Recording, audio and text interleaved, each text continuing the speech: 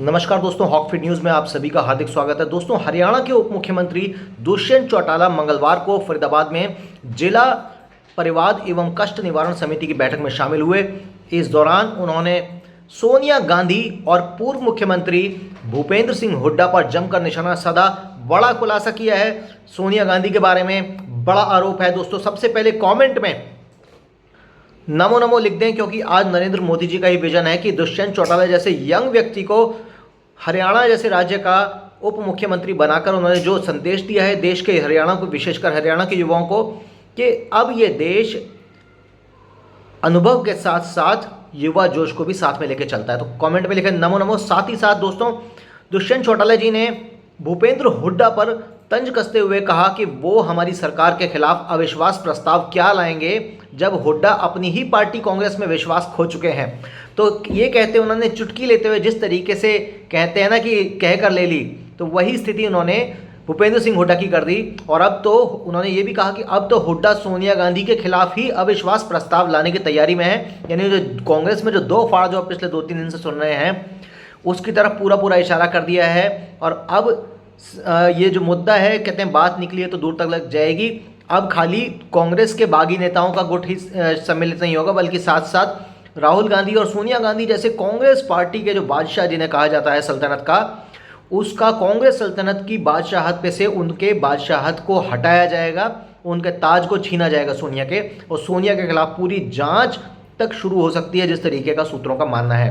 अब ऐसे में किसान आंदोलन पर दुष्यंत चौटाला ने कहा कि सभी 40 किसान संगठनों के प्रतिनिधि एक मंच पर आकर सरकार से वार्ता करें और कृषि सुधार कानून के खिलाफ चल रहे आंदोलन का हल निकालें। क्योंकि जिस तरीके से दोस्तों हरियाणा एक कृषि प्रधान राज्य है, ऐसे में कृषि आंदोलन को भी लेकर भाजपा जिस तरीके से चल रही है, तमाम किसान संगठनों के प्रतिनिधियों से बातचीत कर रही है, और लगातार भाजपा इस प्रयास में है कि किसी भी तरीके से किसान मुद्दे को जितना हो सके, जितना संभव हो सके, शांतिपूर्वक तरीके से सुलझा लिया जाए। दरअसल हरियाणा विधानसभा का बजट सत्र 5 मार्च से शुरू हो रहा है, और मुख्य विपक्षी पार्टी कांग्रेस ने पहले ही ऐलान कर दिया है कि वो भाजपा जजपा गठबंधन सरकार के खिलाफ अविश्वास प्रस्ताव पेश करेगी।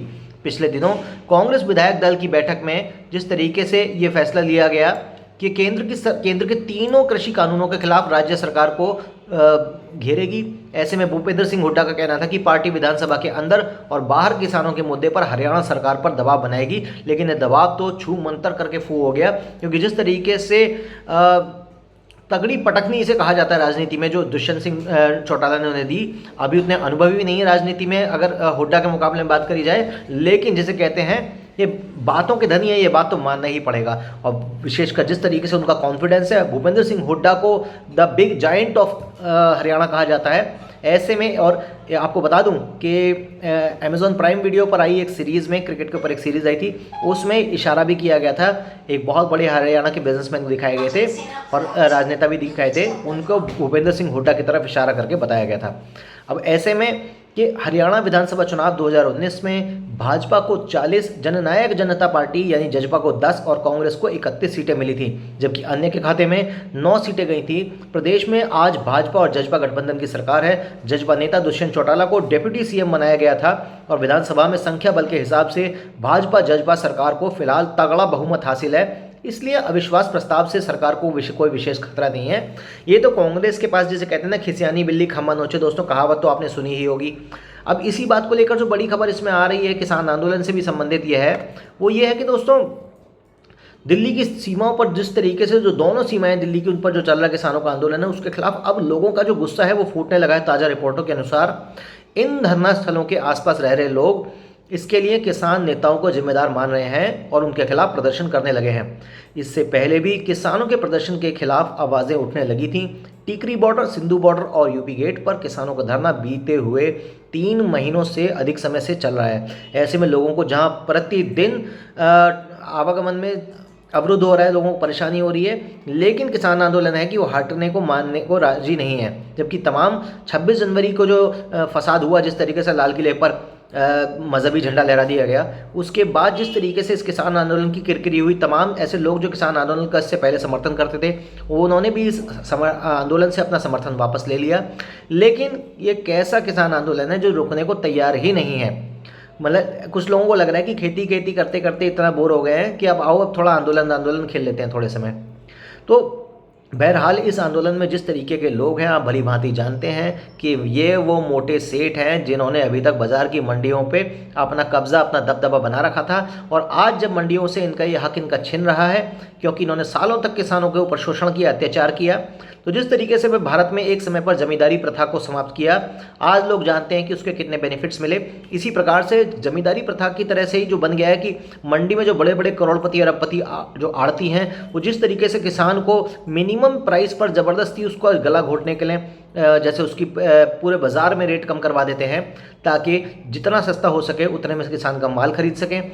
ऐसी स्थिति में आज यदि भारत के अंदर कुछ उदारवादी और प्रोग्रेसिव इंडस्ट्रियल सोच के अगर कुछ कानून भारत में आते हैं तो तमाम लोग अंबानी और अडानी जैसे लोगों को गाली बकना शुरू कर देते हैं, बजाय ये सोचे कि आज उन जैसे लोगों के कारण इस देश में कई लाख लोग आज रोज़गार पा रहे हैं। नहीं तो शायद ये लाखों लोग अगर अंबानी और अडानी जैसी बड़ी बड़ी फर्म्स ने अगर उनको बिजनेस जॉब में नहीं लगाया होता तो शायद आज ये लोग बेरोज़गार होकर कहीं ना कहीं जीवन में गलत रास्ते पर, डिप्रेशन पर या अपराध के रास्ते पर भी जा सकते थे। तो इस तरीके से जैसे कहते हैं कम्युनिस्ट व्यवस्था के अंदर ही व्यापारियों को एक डेविल, एक राक्षस, एक व्यापारियों को एक लुटेरे के तौर पे पेश किया जाता है। जिस तरीके से बॉलीवुड की फिल्मों में एक लंबे समय से एक इमोशनल एस्पेक्ट ढूंढ के मजदूर का या किसान का, और उसके बाद तमाम तरीके से व्यापारियों को गाली बकना, उनको कोसना, ये चलता रहता है। लेकिन दोस्तों आप इस बात को भली भांति जानते हैं, आज यदि इस देश के अंदर किसी भी देश की शक्ति का जो सबसे बड़ा सूचकांक है वो उस देश की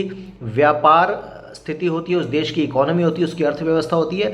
अब बिना व्यापार के कैसी अर्थव्यवस्था, आप मुझे बताइए दोस्तों। तो जो दोहरी बात चलते हैं, जो लोग महंगे लैपटॉप से, महंगे मोबाइल से इस तरीके के मैसेज करते हैं कि जो है व्यापारी लोग जो है इस देश को खा जाएंगे, सारी ज़मीन खरीद लेंगे, सारी फसलें खरीद लेंगे। अरे सारी फसलें खरीद लेंगे तो बेचेंगे किसे? आज भी तो फसलें खरीदी जा रही हैं, बेची ही जा रही हैं। लेकिन यदि किसी को लगता है कि जिन आड़तियों को, जो करोड़पति आड़ती हैं, आप जैसे बताएं राकेश टिकैत की बात करें तो उनकी संपत्ति जो है, जो घोषित है वही 80 करोड़ है। अगर आप अंदाज़ा लगा सकते हैं कि उनकी अघोषित संपत्ति कितनी होगी। मुझे तो बिल्कुल लगता नहीं कि जिस तरीके से ये किसान नेताओं, जो तमाम जो सो कॉल्ड किसान नेता हैं, ये सही मायने में भी किसानों के सही प्रतिनिधि हैं या नहीं, ये बात भी पूरी तरह से संशय के दायरे में है दोस्तों। अगर आप भी हमारी इस बात का समर्थन करते हैं तो हॉकफीड न्यूज़ को सब्सक्राइब जरूर करें, और जैसा मेरी शर्ट का रंग है वैसा ही लाल रंग बेल आइकन में छोटा सा बना होगा, घंटी का निशान दबाइए और तमाम चिंताओं से मुक्ति पाइए।